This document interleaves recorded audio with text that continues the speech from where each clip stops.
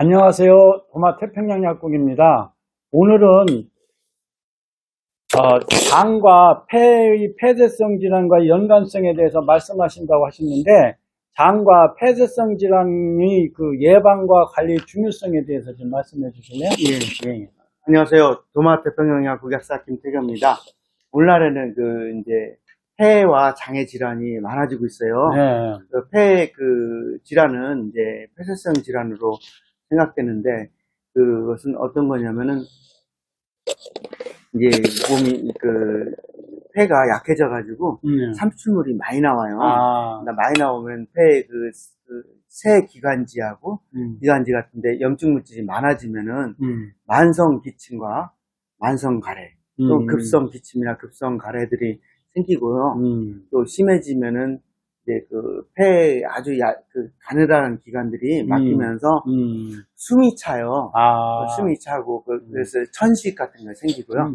또 이렇게 그로 인해서 이제 이 가래나 이런 것들을 배출 못하게 돼서 사람 죽게 되는 경우도 안타까운 것도 발생하고, 또 한 가지 장 질환은 이제 장이 되게 기능이 떨어지면은 이제 이 수분 같은 걸 흡수를 못 해가지고 설사가 나요. 만성 설사.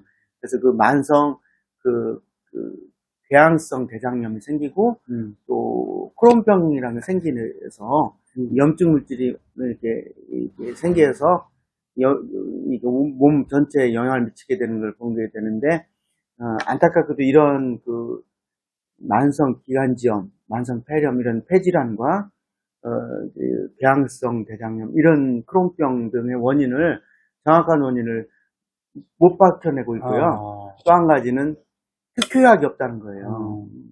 특효약. 그래서 특별히 낫는 약이 없어서 오랫동안 고통을 겪다가 그로 인해서 이제 돌아가시게 되는데, 이러한 질병들이 특별히 이제 어떤 사람이 장 관리를 못하거나 폐를 관리 못해서 생기는 게 아니고요. 나이가 들면서 어떻게 하다 보면 이제 걸리게 되는 경우가 많아서 그런 안타까운 것들이 있기 때문에 동영상을 찍게 됐습니다.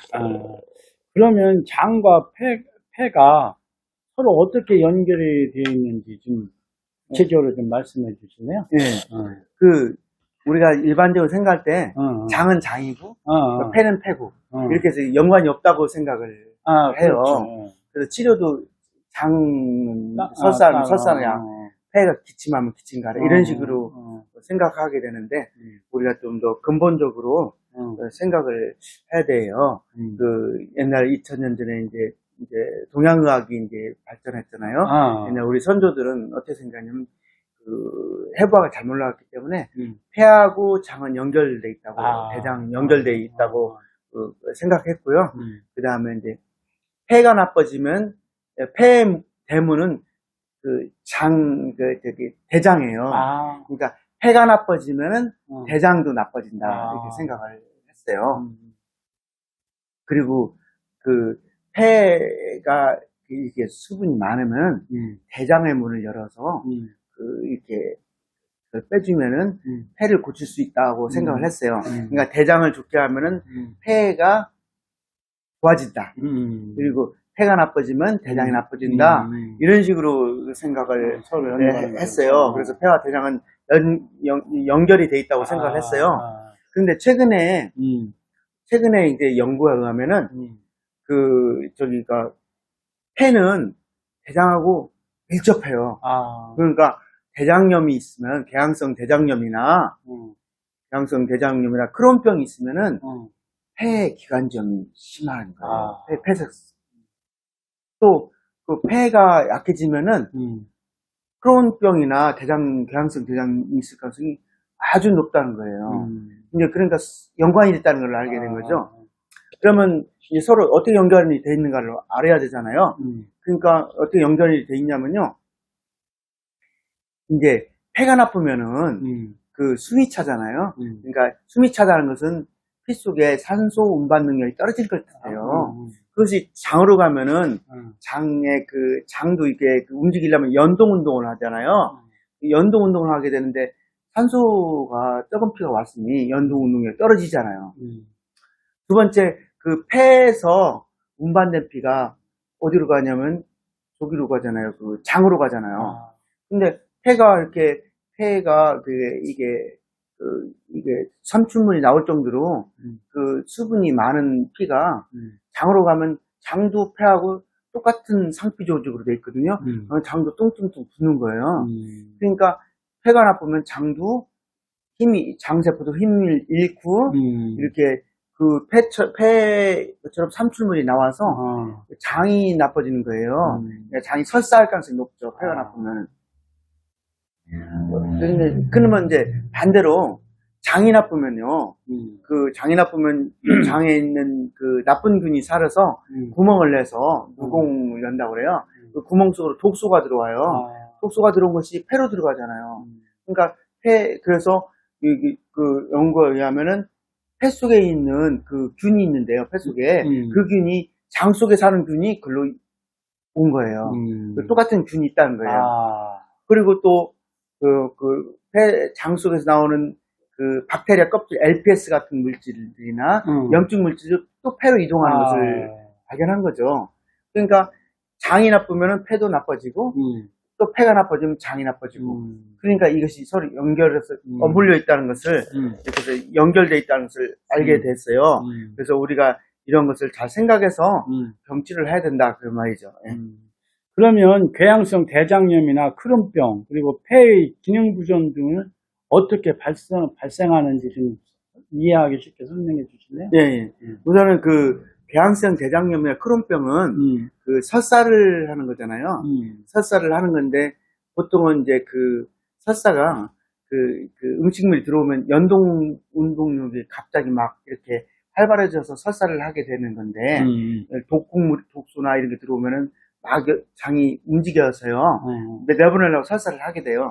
근데 크론병이나 궤양성 대장염은 이제 그거보다는 그 원인이 뭐냐면은 그 폐에 장에 그 세포가 기능을 잃어버린 거예요. 기능을 잃어버려가지고 어떤 기능이냐면 우리도 왜 우리가 뭐랄까 세포가 물을 많이 차면은 물이 안 들어오죠. 물이. 근데 대장의 대장의 작용은 그 대장에서 변해서 수분을 흡수하는 거예요. 수분을 적당한 양의 수분을 흡수해줘야지 변이 좀 딱딱하게 돼서 변이 나가잖아요. 그런데 수분을 전혀 흡수를 못해요.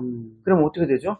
변이 풀어졌잖아요. 그래서 설사가 이렇게 쭉쭉 나가는 거예요. 그러니까 그 설사는 무슨 독소나 이거보다는 주로 그 수분 흡수가 안 되는 거예요. 궤양성 대장염이나 그런 병이. 그런데 거기에 그 수분이 많고 그 나쁜 균이 사는 형태가 되니까 염증 물질이 발생해야죠. 뭐 염증 물질의 대식세포나 이런 게 붙어가 염증이 발생하고 세균도 많이 살잖아요. 그러니까 염증이 생기는 거예요. 염증이 생기는데 이제 그런 나쁜 균이 살면은 그 장에 누수가 생겨가지고 독극물이 좀 이제 내독소 등이 들어와서 크론병이나 대장염이 걸리면은 우리 몸에서 이제 반응이 일어나는데요.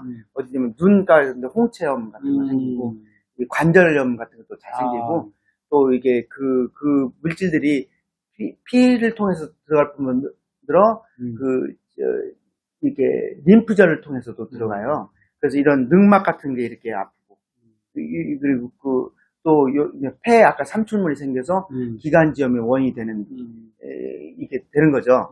그래서 이제 그런데 그런 것들이 장누수로 인해서 궤양성 대장염이 생기게 되고 폐는 그 나쁜 피가 다시 폐로 들어오니까 또 이게 아까처럼 숨이 가쁘거나 만성 기침이나 만성 가래가 생기게 돼서 그 폐는 더 약해지고 또 나빠진 이제 폐 때문에 또 장은 또 더욱 나빠질 수 있고 이렇게 서로 돌아가고 있는 거죠.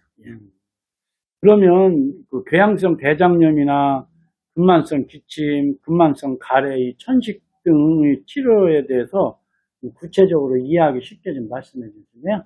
네. 우리는 이제 이런 증상을 예방하거나 치료할 때는 이제 이제 서로 돌아가고 있는 사이클을 깨야 되잖아요. 그런데 이제 사이클을 깨기 위해서는 그 장에 있는 그 독소들이 폐로 들어가지 않게끔 걸러내야 돼요. 예, 걸러내고 그리고 우리 몸에서 이제 그 독소나 나쁜 물질이나 그 쓸데없는 여분의 물질을 어디서 빼내냐면 그 신장에서 빼내게 돼요. 신장에서. 근데 신장의 기능이 이제 떨어지게 되면은 그 독소나 그 삼출 수분이 많은 피가 폐로 가서 폐의 동맥압을 상승시켜서 폐에는 이제 가래나 기침의 원인이 삼출부들이 나오고 그 나빠진 폐로 인해서 장 기능이 떨어져서 설사가 유발되고 이렇게 되잖아요. 그냥 반대로 얘기하자면 그 신장에서 삼출물 그러니까 물을 많이 빼고 소변을 배출시키고 또 독소도 많이 빼내면은 결국 폐도 좋아지고 장도 건강하게 되는 거죠. 그러면 그래서 그 신장을 살리는 것이 중요하게 되는데요. 신장을 살리게 되면 신장이 왜 나빠졌는가를 알아야 되잖아요. 신장이 나빠지게 된 원인은 신장은 아주 미세혈관이 있어요. 미세혈관이 동맥경화되면 사구체 여과율이 줄게 돼요. 그리고 독소가 잘 이렇게 빠지지 않게 되거든요. 동맥경화된 걸 없애줘야 되잖아요. 동맥경화되는 원인은 최근에 논문에 의하면 우리 몸에 그 나이가 들면서 그 칼슘 불균형이 깨져가지고 뼈에서 나온 인산칼슘이 그 한 원인이 되고 있어요. 그러니까 뼈를 잘 지켜주는 게 필요하잖아요. 그 뼈를 갖다가 골다공증 안 걸리게 잘 지켜주는 것은 어떤 거냐면은 이제 독소를 뼈를 잘 세우기 위해서 칼슘, 마그네슘, 비타민 D의 섭취가 좀 필요하죠.